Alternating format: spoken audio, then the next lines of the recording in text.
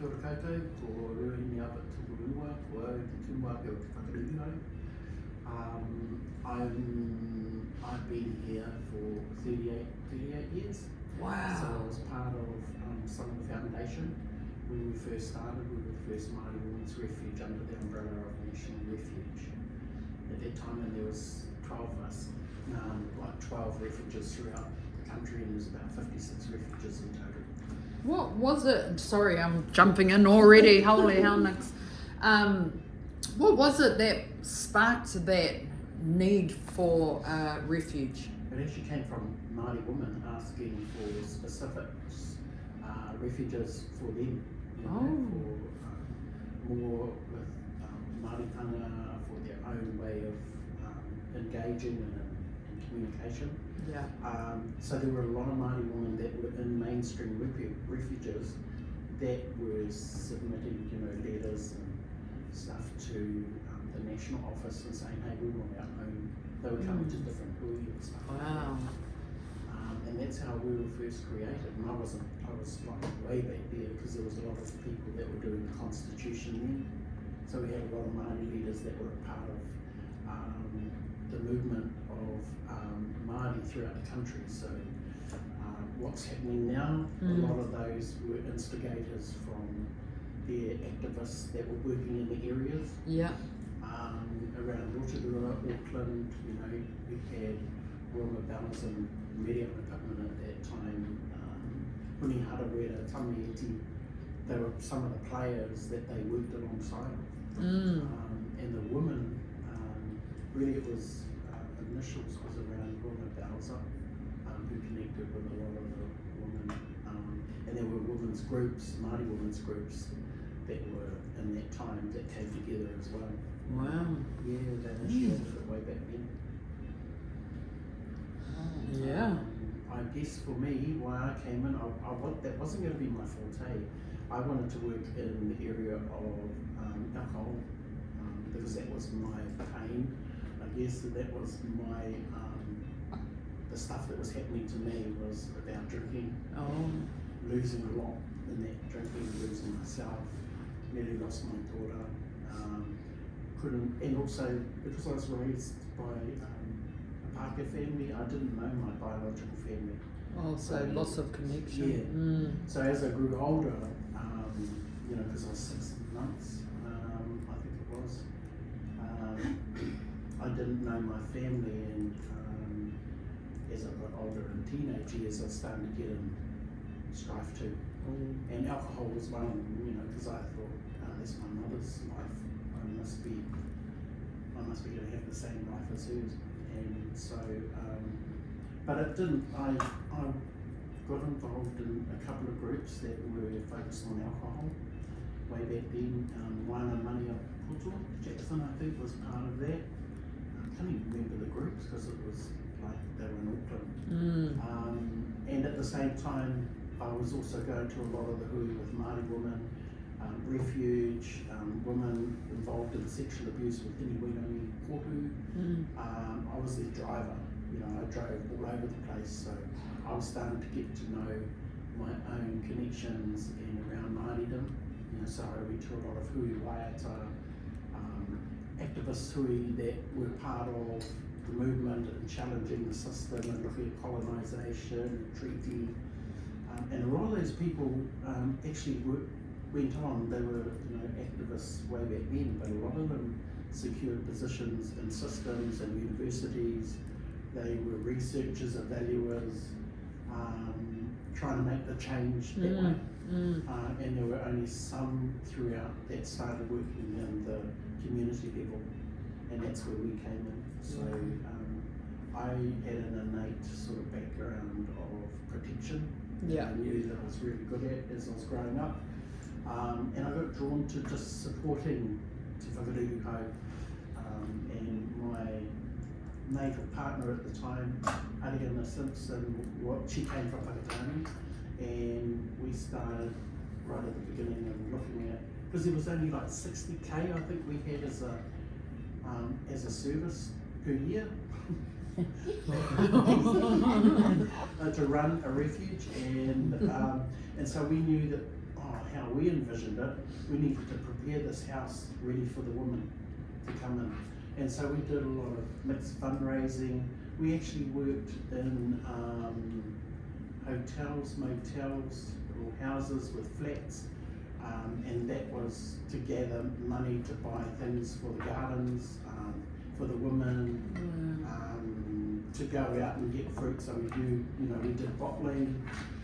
There's a whole heap of things that we work after hours, so you'd finish at 5 o'clock or 6 or 10 o'clock, and then you'd have these about 3 or 4 different flats you'd have to clean, and that money we used to build some of the things for the refuge. Wow. So we wanted it looking good for our families to come into and to feel comfortable, because they didn't want to come to us in the first place, so you wanted to make sure that the women would be settled, the kids would be alright, they'd enjoy themselves,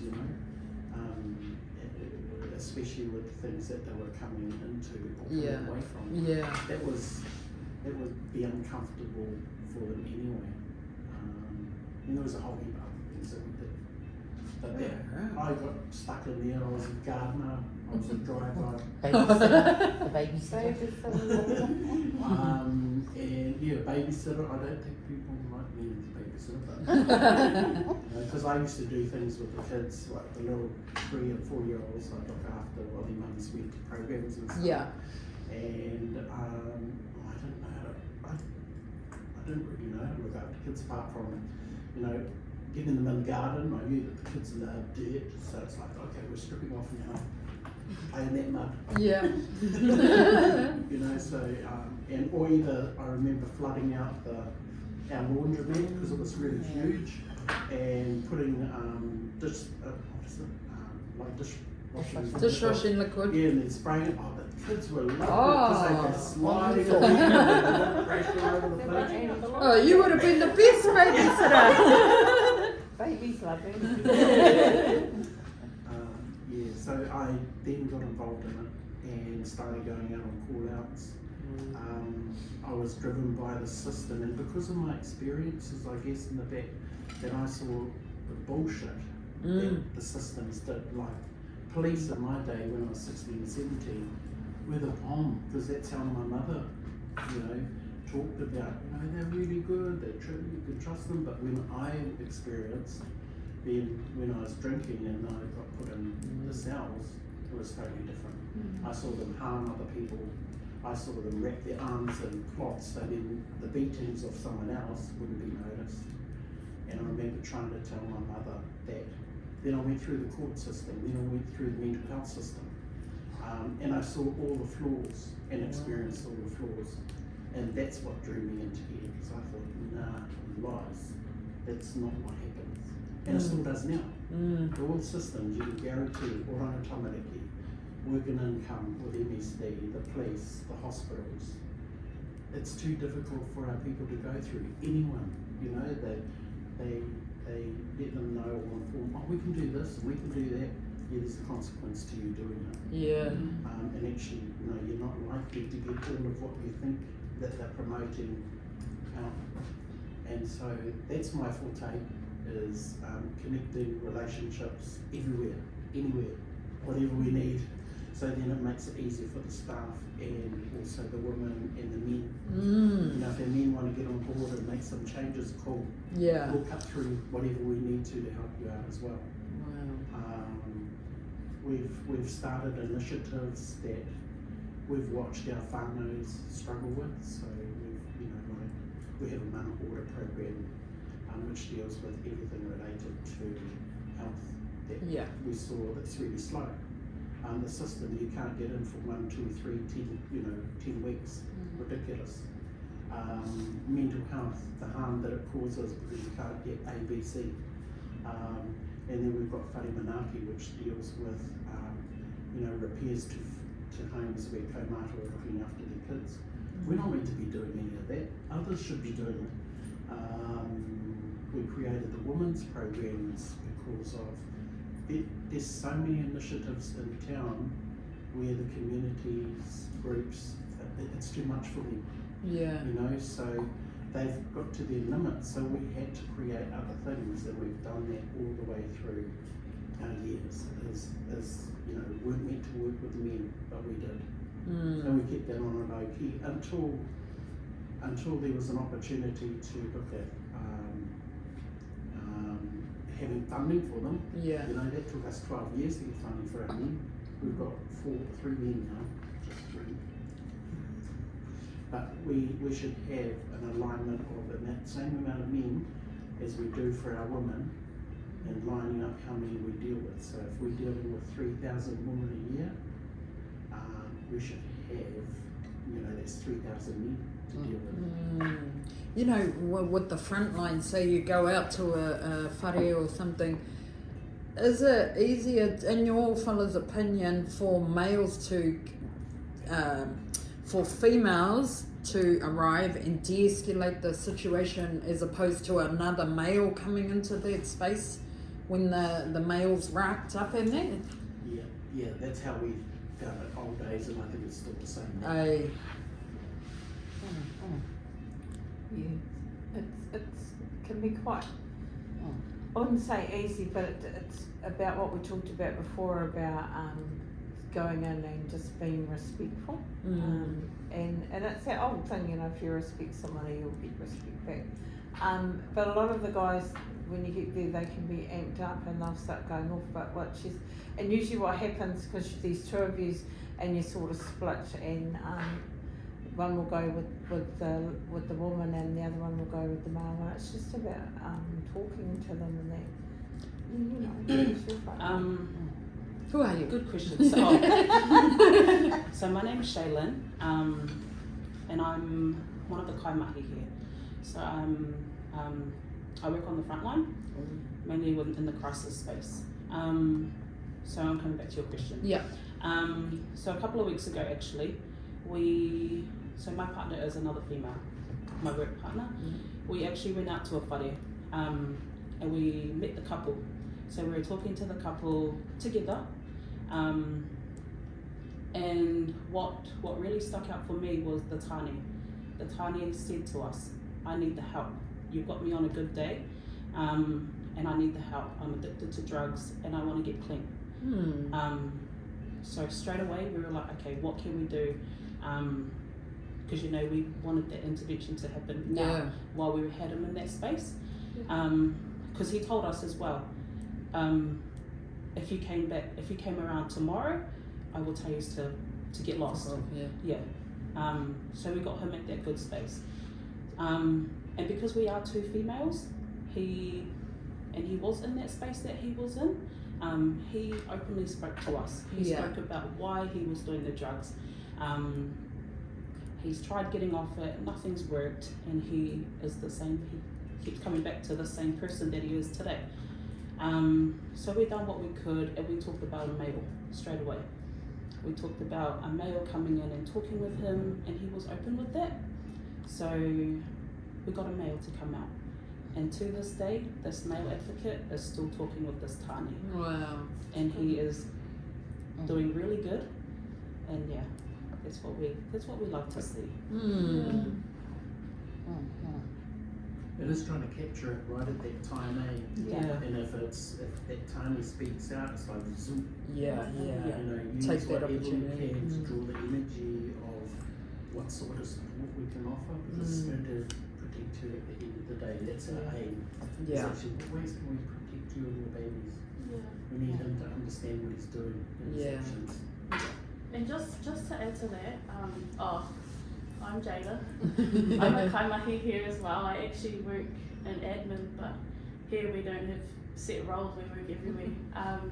But just to add to that as well, with the tane, something that I find when we are working with, when we are having that kōrero with the wahine and then able to kōrero with the tane, what I've noticed throughout my years here is what's happening during the time. You know, we're constantly evolving what other issues that are going on at the time, homelessness, AOD, and it's whatever's happening. So at the moment we got a traffic light system coming with the job seekers benefit, so I fear that could be something that will end up creating violence in the whare, because what's that, your benefits getting taken away if you don't have a job. So that's something as well. Added stress Yeah. in the home. And I've been calling it genocidal strategies because that's what I'm actually talking about these days and trying to create something around it. So whatever this government, it's the government at the time too, Yeah. what's happening. So yeah, that's something I've noticed. But there's a lot of changes coming, you know, and I think it just harms the people. Yeah, in what way? Like the IDs. You have to have a particular ID to access anything. And one of them for work and income is they're just changing it. And so there's so many hoops that people have to jump through. And so how are you going to do that when you're just coming out and you can't even grab all of your stuff? Yeah, In old days, what used to happen, they'd ask us the proof. We need proof that there's been violence and are you done? Really? Whakaruruhau. I gotta go back in there and get a black eye. Yeah, and that, you know, the systems that while they're changing, there's individuals in there that are really stunning. But the system, the bigger system as a whole, still has a foothold on the whole country. And that's the stuff we're fighting throughout the country and this community all the time. Or you have to jump the hoops, but it just slows the whole process down. Yeah. And you lose people because they think, oh, now I'm not fucking doing that. Why do I have to do that? And it's like, then the mistrust happens for them with us. It's like you're just like a system. You do the same thing. True. So again, we've got to try and create, I want to know what the loopholes are and how to create with a system person. With anything they make it tight, you know, because the gift of the gab for a lot of the systems is like, we want to make it open. It needs to be whānau-centric and centered, and that the people, you know, you get it giving the people what they want. Well, actually, it's not really true there. True. Because you've got to be able to say the practical things, and often people, you don't have the time. You can't go to media and say, you know, when something happens to you that's not right, because you might not be believed. Usually you're not believed. And there's so many stories that we get, and we're only one group. That doesn't work, and it's not wanting to bombard the system. It's like make it easy. If you're really trying to work with us to break that cycle, to help people break the cycle, then let the community lead, and you should be enabling it as a government system. Enabling is like chuck the resources, bring those barriers down, make it easy for the people, because you know everyone's can be. They're not all trustworthy, you know, not trusted. But the judgments are often like that. Yeah. You can't trust this one, you can't trust that one.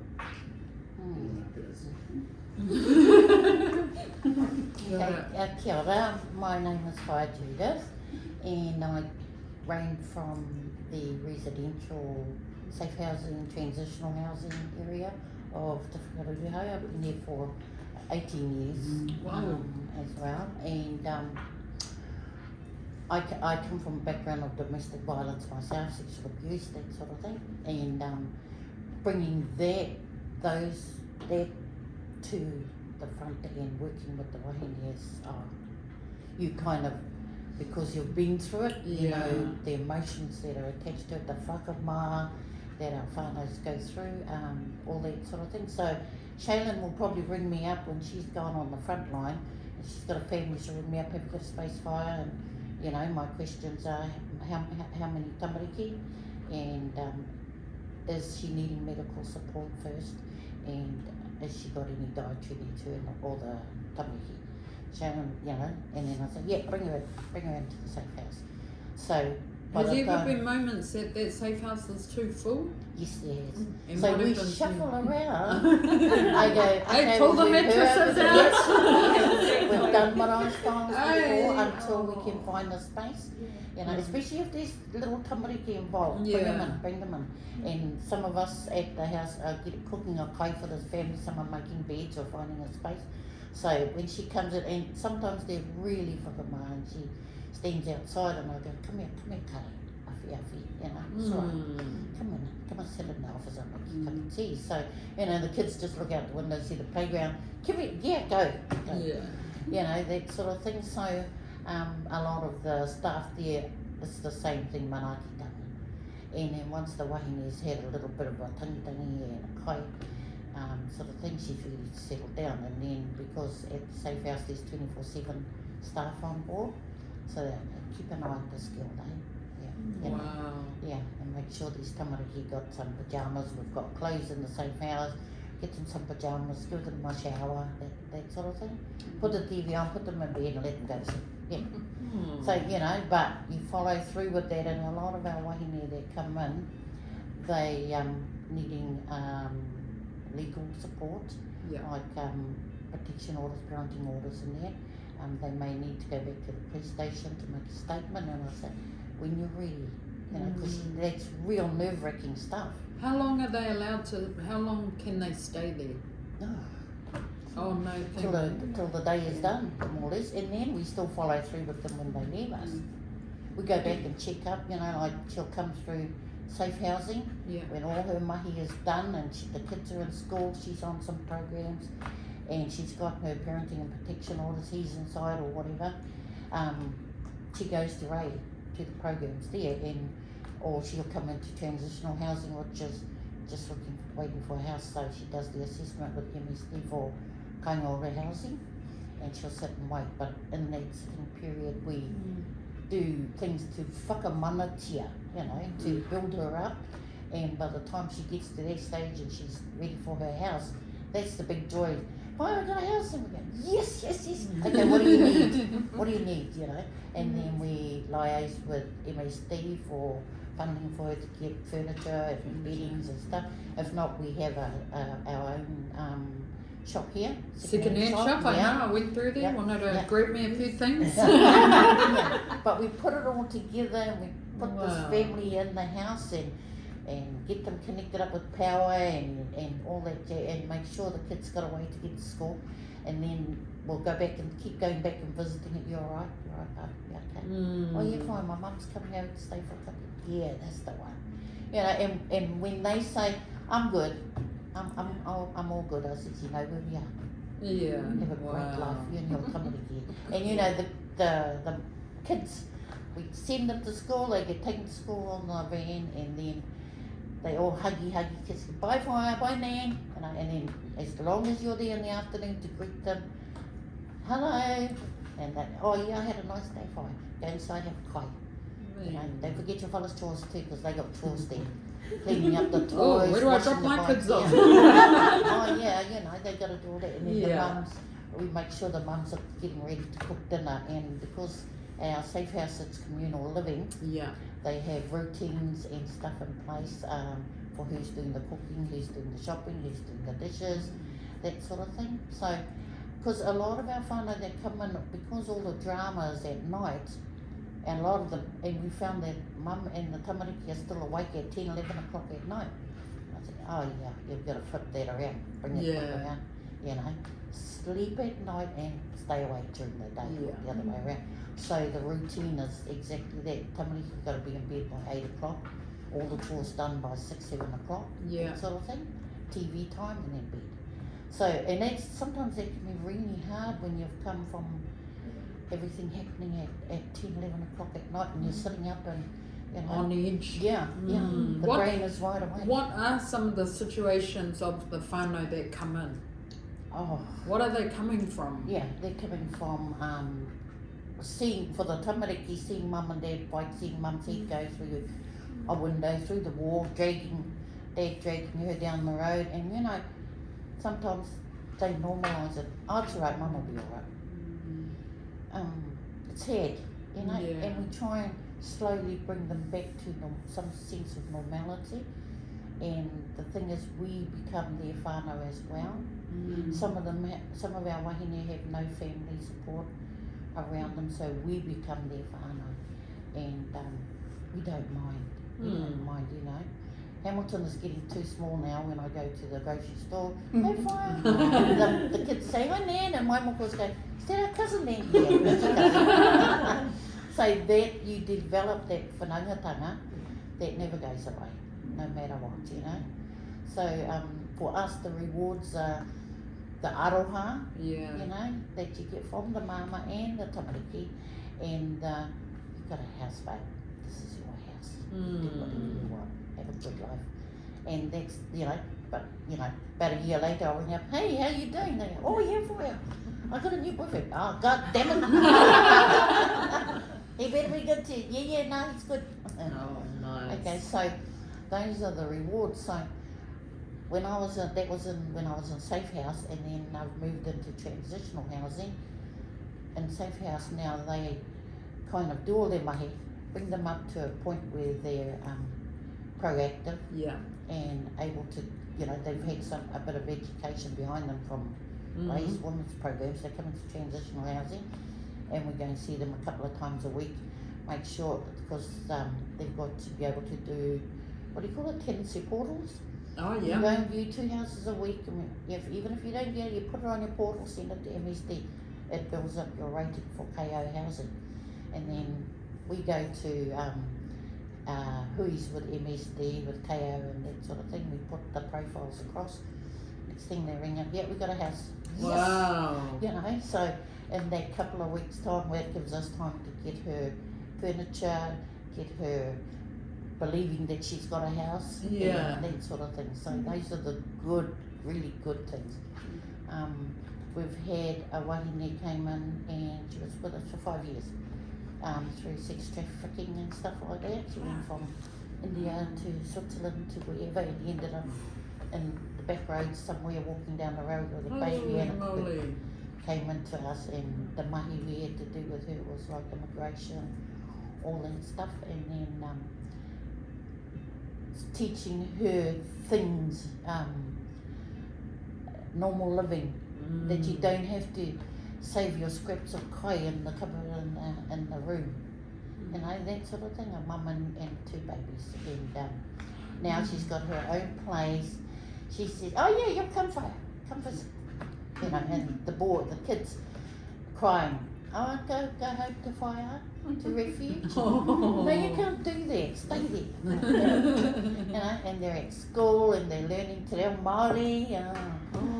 It's neat, all right, but that's been one of the longest families we've worked with, is that family for 5 years. So when you say how long can they stay, True. as long as it takes, sort of thing. But I don't think a lot of them ever leave us, sort of thing. So we're lucky that we become a part of their journey, because they have allowed us to. We sit at night, sometimes sit there and cry with them for their mamai. I says, well, she says, I shouldn't be crying for him because he's a bastard. Yeah, but he was once your partner. He was someone you loved. He's your baby Grieving daddy. that relationship. He's your baby daddy. It's okay. Yeah. And I says, you're feeling untrusting of him now. It's normal. So if you take the walk yourself, if you've been through that, you can identify all the emotions that come with what they're going through. The loneliness, the fear of being alone, and I'll take anybody as opposed to being alone. Yeah. That sort of caught it away. What's the difference from, the violence back in the day from women that would come into now? Is there a difference after all these years? Is it getting worse? Is it getting... Yeah, it's getting worse, but Oh. I think it's more unsafe Hey. than it was way Yeah. back then. In what way? What are the differences? Well, we were dealing with alcohol and smoke, marijuana. Yeah. True. There was a bit of pee, but yeah. not a lot. It Yeah. wasn't a major. It Mm. was actually the alcohol and marijuana, Yeah. the drugs, and that was, as opposed to today, you've got mental health, you've got the impact from pee and drugs. Well, there's alcohol in there, but it's what effects it's done to the families and the kids, which is wider. So the harm that's been there, if you look over 38 years, it would have changed, probably it started changing around 20, maybe 25 years ago, we noticed that. And even when you look back at some history of, Google and the information, it's when the drugs started coming into the country. Yeah. It's like, that's really And interesting. psychosis and Yeah. things like that. And the mental health system started, not being available, not that accessible. It wasn't really before, but it's even more so. And you need more rehab places, you need more live-ins that are 3 to 4 months where people can be. You Yeah. can't even get women in there, let alone the men. It takes too long. And I think that 12-week program is gonna, solve everything, and it's gonna help them. It takes longer. If they've been doing something like that for years, say 10 years, it's gonna take 10 years plus to sort of, to help them and bring them back to a normal life. I've noticed, I've been here 17 and a half years, and there's been a big difference. Especially on the front line. I spent most of that on the front line, and it's more dangerous for the frontliners now than what it was when I first started. In what way? Just with the drugs, The behaviour saying. the behaviours, and if you rock up to a house that's cooking and you don't know, and they think, and because sometimes they think that we're either oranga tamariki or one of those sort of departments, and I just feel for our frontline workers now. I think it's more dangerous for them now than like when I first started, because we're just two old ladies would just rock up and not think anything of it. And I never sort of so I know some people like to think, they'll get the police reports and read them. I would just read the incident part. I didn't want to know anything else. Yeah. I didn't want to know if he could have guns and stuff like that. I just wanted to know that yes, there's been violence here, so I'll go in for that. And then sometimes you'd get back, or if you rocked up and the police were there too, and you'd go in, and I remember this cop saying to me one night, you just can't, because I pull up the driveway, you can't do that, Raymond. And I go, why not? And he goes, because you park down the road. I said, you can park down the road because you can run. I can't. I got puckaroo legs, I can't run. Unless I can run behind the truck, the van will run somebody over if they come out with a gun. Simple as that. But And what do you say when you go in there? When we go in to see a family, depends. You got to read the situation. You would have to read the situation quickly. You've got to be good at reading a situation. You can't go and you'll know this without reading a situation. And usually the thing that I do, I always go, kia ora! Like ding dong, the A1 lady. The thing that I have is that I'm older, and I don't know, I find that people respect you more when you're older, especially some of the young ones. But and it is, and it's about you gotta have the gifts of the gab, eh? Yeah. You really do. You have to have the gifts of the gab. What's it like being on frontline and younger? Yeah. So Is there a respect there, especially if they're older than you? Yeah. So actually, most of my team, we're all young. We're all the rangatahi of this whare. So these days, what I've seen, they're getting younger and younger. You coming across 14-year-olds, 15-year-olds, right up until old. For us though, for myself, I like to go in and be myself. I'm not going to go in and be fake. Yeah. Because what's the point? But I am young, but I don't let that be a barrier. Yeah. None of us do. And if because I also haven't had a bad experience with my age. They will just talk and talk. And what's important for me is the whakawhanaungatanga. Going in, who are you, where are you from? And then from there, it opens up a lot of doors. Yeah. At times we connect. End up being whānau even. But that's another thing. The whānau that we meet, we treat them as our whānau. They're not our clients. Yeah. Look at them like, oh, that's my sister, that's my brother, that's my auntie, my uncle. Yeah. Sometimes it's my nan. So we won't treat them any different. They're just our whānau. Those 14 and 15-year-olds, what are they doing? Same Punching thing. up their wahinis. Same thing. Punching up their way. Punching them. Wow. There's a lot of sexual abuse there as well. We actually had one a few weeks ago as well, where we had a very young girl who had been getting sexually abused for months.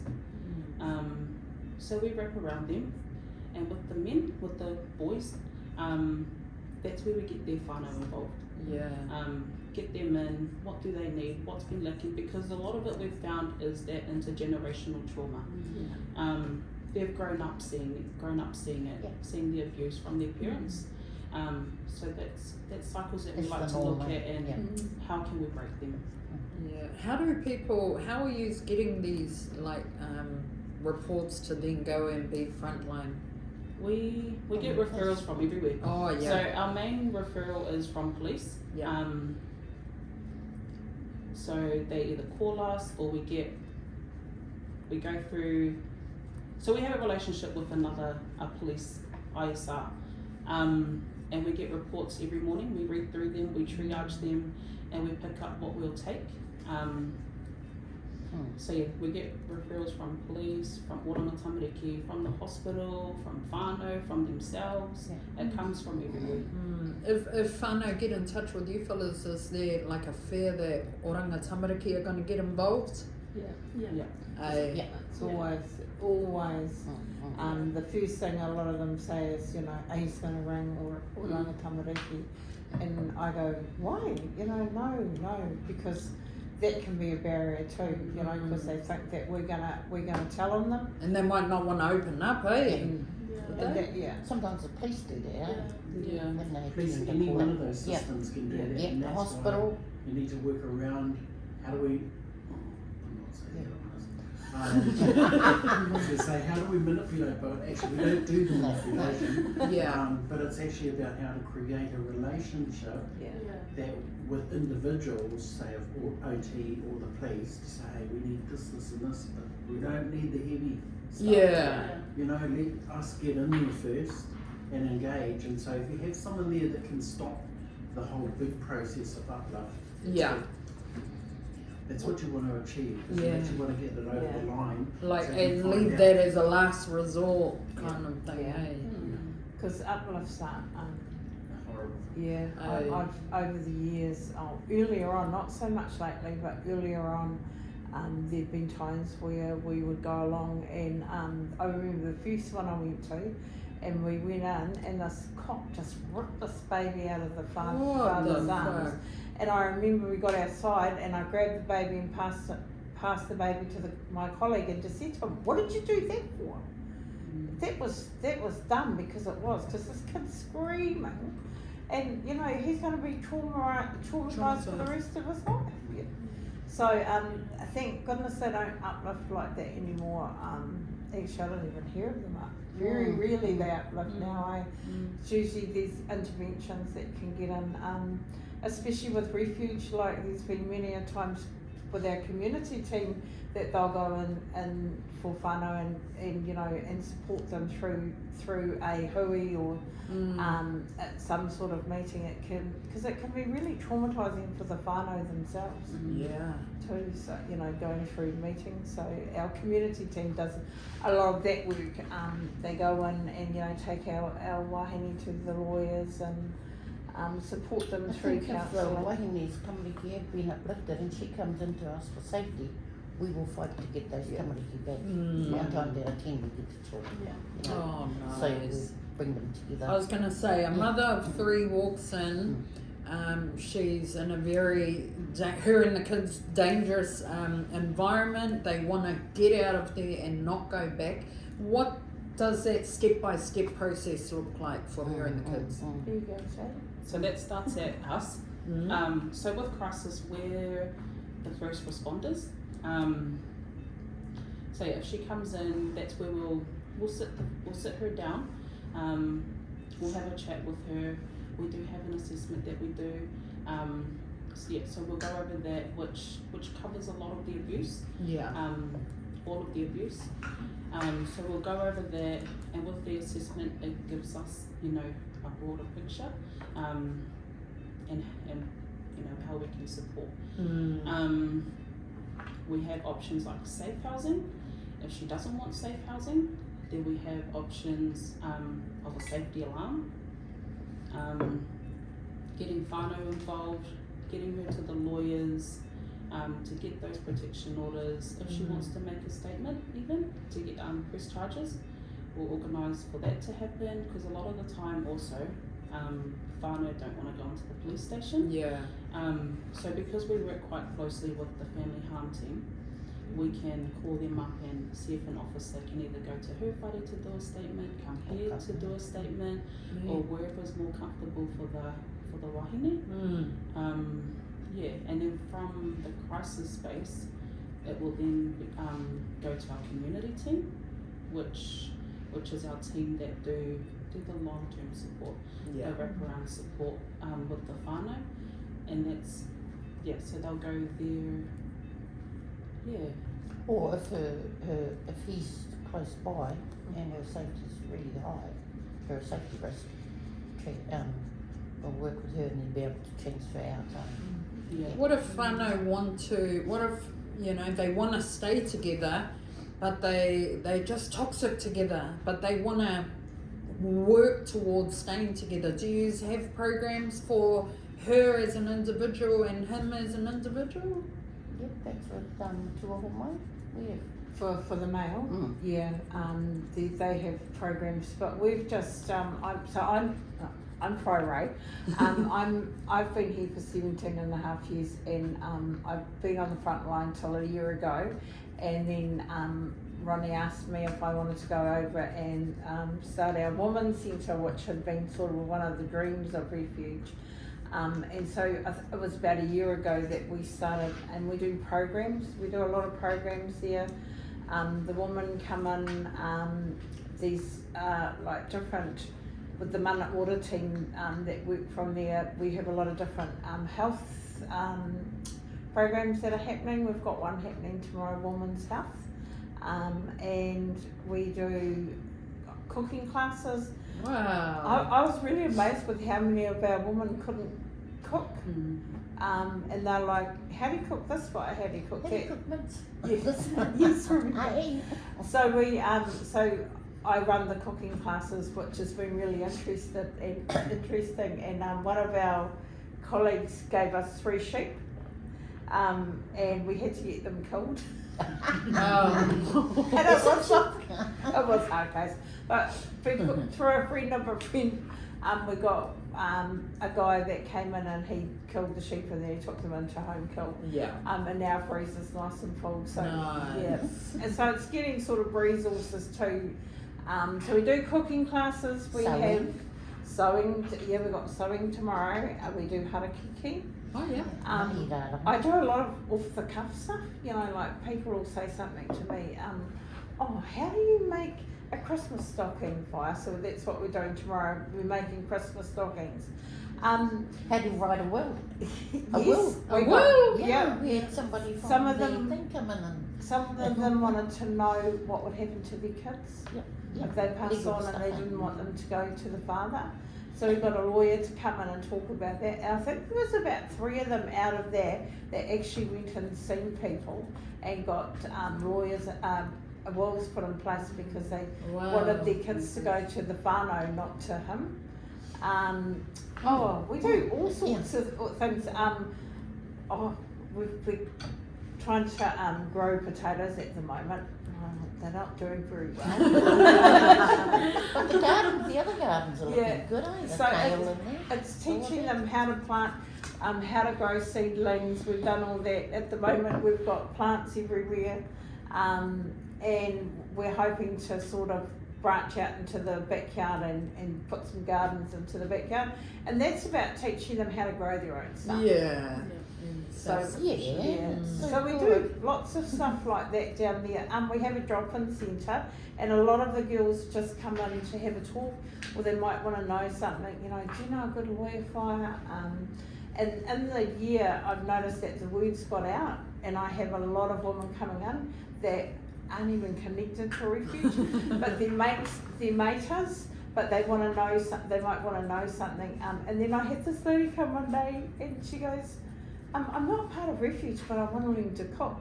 And I went, oh, how did you find that? Oh, well, my friend.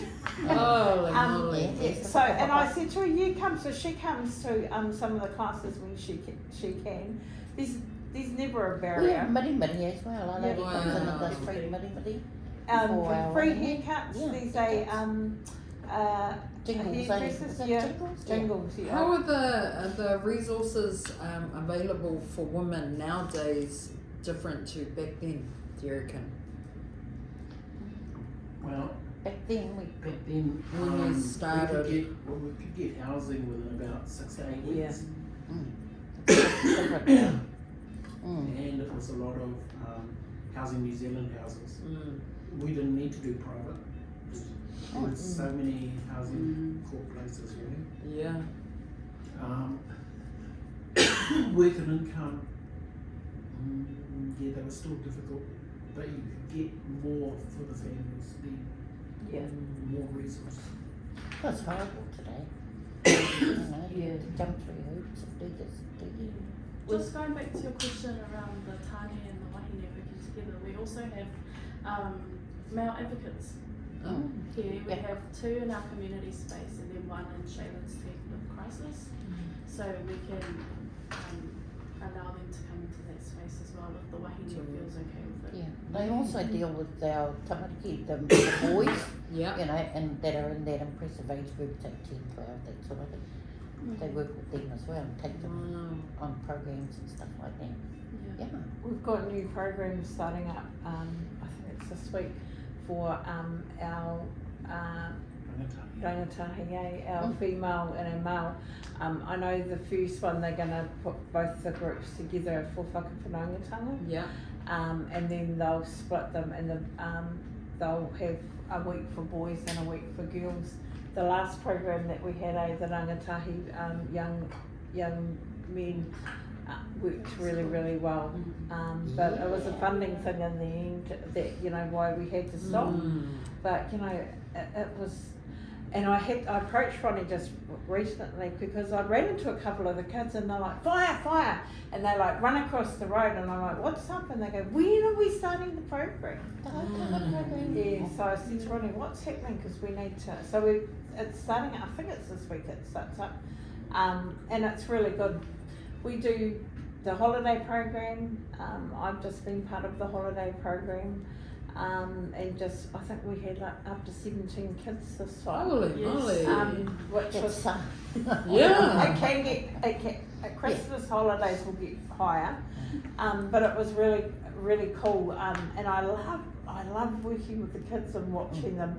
And we like painted stones, and then the next day we went out to a park where lots of people go and they hid them. Oh, cool. And it was so funny because I turned around and one kid had put all his stones under a bush and he had 6 stones and he put them all like that. And I go, how come you didn't hide them everywhere? He goes, so little people can see. But yeah, there's lots and lots of stuff that we do, The boys went fishing one day with tea and thing. And I came to work, and they said, oh, there's a thing on the bench for you, Vi, and I went over and there's this bloody snapper. I went, oh, he's been fishing. They said the boys came back and they said, here, give this one. I went, yes. They bring back, I said, don't they eat it? Oh no, they just like catching it. I said, What's a misconception about Women's Refuge that people might have?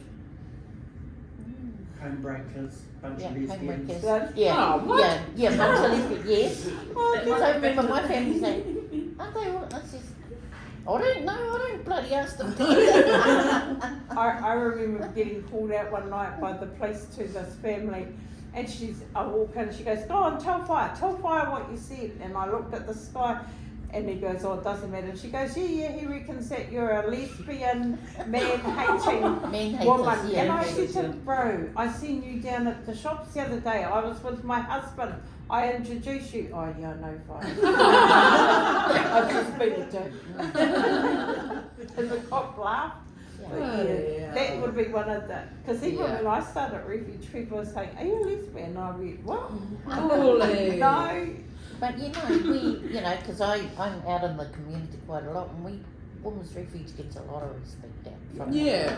Yeah. They know where we are, where our safe houses are, but they look after us as well. Yeah. So we need to keep that rapport going with our community, because they like to think that we're part of their community. They'll look after us, we look after them. Even the gangs. I first look after our wahine, our tamariki. I stop bloody beating them up. My face like,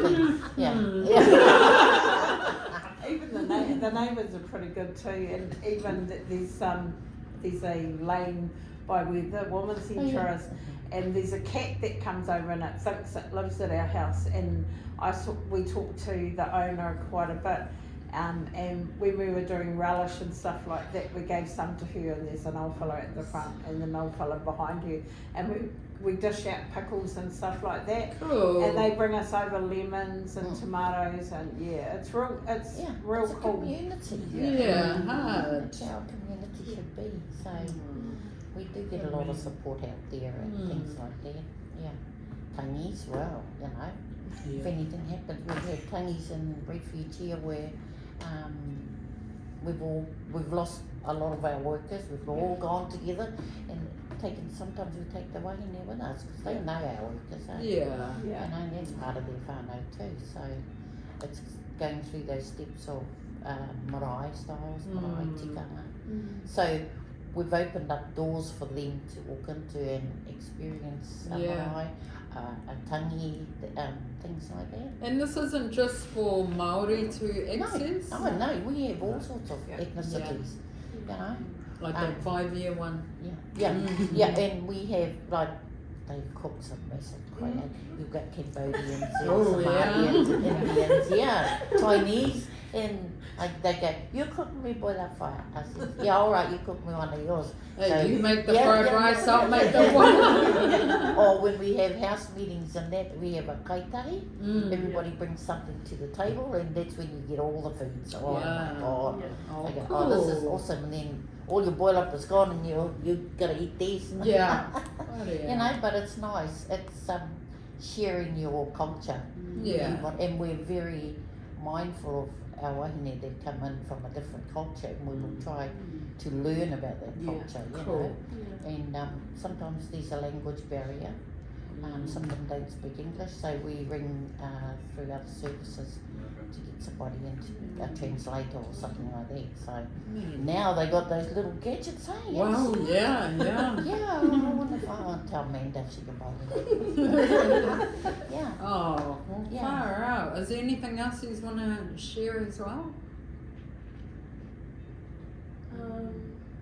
Just as a wrap up, just coming from that concept of it takes a village, we do have services for wahine like they've described throughout this whole interview. Tāne, child advocacy, mana ora in the house space, now whare manaki and kaumātua. The nanny program. The nanny program, and just from some kōrero that I've had with wahine, I want to reassure that if you are coming into our whare, that we are wanting to wrap around that support as much as we can. Also, our safe house is beautiful, and sometimes that's a barrier for wahine, and it actually really stands out to me when I'm talking to them. So I just really want to ensure that our safe house that we have is actually one of the most safest houses you could ever be in. And yeah, that was my wrap-up kōrero that I wanted to share. Just so everybody knows that. Yeah. Cool. But Ronnie likes to make sure that the wahine have something nice to come to. So nice that some of them go, "Oh, gee, this is fresh." Yes. So you deserve it, Kali. Yeah. And it's Yeah. setting that standard Yeah. too. Look what you can have. Yeah. There's a certain standard that in general public can mean is like, they should be just grateful. I hate that. Yeah. So whatever they get, and so sometimes you can notice that in the donations. It used to be, and you've got to be really the staff are grateful really for that. respectful about how to turn that down. Yeah. You know, because actually our people aren't going to be on that. They need the best. Yeah. And so now, because the struggle is trying to get some of that, those second-hand Good things stuff, that eh? are decent, you know, they haven't been stained and that. Yeah. We want to look at another way of getting them and how we can get new. So Mm. we need to create relationships with all these different companies that can consider a way that we can actually purchase a lot cheaper, which we've got one in particular that's come Nice. on board, which is cool. Awesome. You want to be here at Christmas time? Hey, Yeah. why? Yes. What's going Oh on? my What's God. going down? Christmas time is the best time of the year. Yeah. Last year, we had 2 rooms downstairs, and it got nicknamed Santa's Cave. Whoa. And all the and boardrooms it was there. just absolutely chocker. The people in Hamilton and the outskirts, they, when it comes to Christmas time, they give. Abundantly. We had one lot. They donated $10,000 worth of toys. I'd never seen $10,000 worth of toys in my life till this day, and I was blown away. Wow. But I love Christmas at the refuge, even when we were in the safe house. Yeah. I still love it. You have to go through all your list of people you've had in the year and safe house and the kids. Yeah. Write their names down and everybody gets It's a present. present. You know? Aw. So we're working overtime to get these presents delivered and Yeah. you know, dropping It's those fun. off, dropping kai off, dropping hampers off for the family. And what's that like when you go back and visit a whānau Oh, it's cool. and, Yeah. you know, You know, 9 times out of 10 the guy is there and she's because you fellas do food Yeah. as well Yes, for yeah. whānau Yeah. in need, Yeah. eh? Yes. Can we hear a little bit about that? So we did food over COVID. We used to prior to COVID, but in small amounts. So we'd probably cater to about maybe 10 to 15 a week. And then we hit COVID.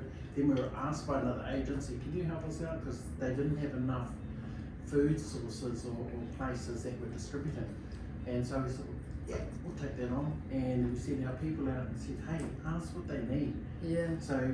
So we created meat, veggies, fruit, care Cans. packs All for the essentials. cleaning Yeah. products, Yeah, everything. yeah. Baby food. That was Hygiene. our whole package for Nappies. 7 days a week. Washing powder. Wow. So we wanted it 7 days a week because I thought, how ridiculous. Most of them are like, you have 3 days worth of food that you get given Yeah. throughout the country. And I think, oh, I don't know where that one is. Mm. And so we took that on and we were spending like about 110, 112K a month. And we were burning, you know, so the Was it the government head helped to us head? with, Yeah. with Oh, the yeah. one part. Yeah. And we were doing about 300 families a week. We Wow. catered to, within a year, 2023 to 2024 when we stopped, was, no, it might have been earlier than that, 32,000 individuals Ah. in that short time. And we were 7 days a week, so we already had a driver every day. We had people that rotated and would come and help and get all the, line up all the family names and then we'd just distribute. Yeah. And he'd spend most of the day out there delivering. Yeah. And it got really hard when he was going to motels often because people were running out the van, you know, to get food. And some of them, it was like really sad, you know, because we couldn't cater to everybody. But we just kept that going and then we stopped it. So then we're doing about 25 a week, maybe 40 now. And I'm trying to drive, looking at keeping that food going Yeah. if we can. I Oh, know yeah, that we one can of get the to Christmas. brothers up in Auckland, David Latali, has had to close, which is a real, that's really sad having to have that. Yeah. We want to be able to meet him to see what happened there. You know, Yeah. because the government needs to fund for the people. This is Yeah. not just a one-off. This is going to take, you know, years to make right. Same as it did for the houses. And so we took that one up as well, which we probably didn't need to. A lot of our initiatives, we shouldn't. If the government funded those agencies, then refuge should not be creating more and more and more. Yeah. Because then people get really uppity about it, and they think, what are they doing in mental health and doing minute order with the health, you know? And it's not about that, it's because we can't get into you or anyone else for our families. We've got too many cases here. Yeah. So we deal about 55 to 70 new cases a week is what we have to deal with. So the old cases that are from previous weeks, they're still working on them. Yeah. So anyway, Otherwise, if wahine are under us and they, with their kaimahi, they can talk to them about that and Yeah. they can put an authorisation into our admin team Yeah. and our front desk will do something up for them. Me. Right. I think that's us, Whānau. Thank you so much for taking the time out to share. Fellas are doing awesome and everything that she's doing. Fuck, I don't know why I thought it was just one little thing. Fuck, you're doing heaps. well, it usually is. You know, Yeah. refugees, when you talk to them, they will only stay in one. Lane. Whakaruruhau has never been the one laner. We never listened way back then. You know, and often we'll get in strife financially because you're going from what the people are saying, not what the government's giving you and hearts are too saying, big. oh, you can't do this and you can't do that. It's like, hell no. Yeah. Because why would you do that?